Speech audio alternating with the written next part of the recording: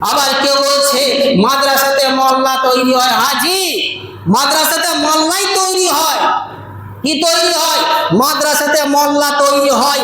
আর এই মোল্লারা, এই আলেম হুজুরা কি করেছিল? এই ভারতবর্ষকে স্বাধীন করার জন্য বুকের তাজা রক্ত দিয়েছিল।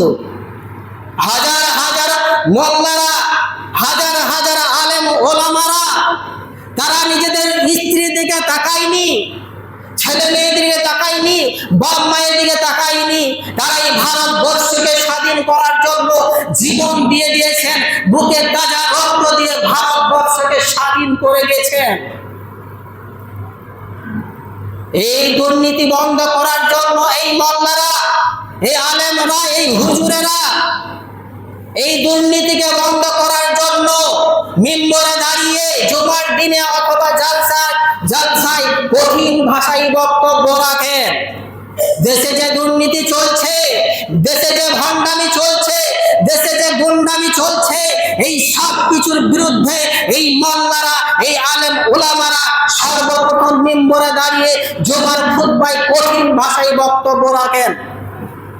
গ্রামে শহরে এলাকাতে দেশে যখন ব্যাপক হারে অন্যায় ছড়িয়ে যায়, জুলুম, অত্যাচার, নির্যাতন, ধর্ষণ, চুরি, ডাকাতি, যত রকমের অবৈধ কাজ রয়েছে, খারাপ কাজ রয়েছে, যখন এইগুলো ব্যাপক হারে বিস্তার লাভ করে, তখন এই মোল্লারা, এই হুজুরেরা এই মিম্বরে দাঁড়িয়ে জনগণকে সাবধান করেন, জনগণকে ভালো কথা বলেন।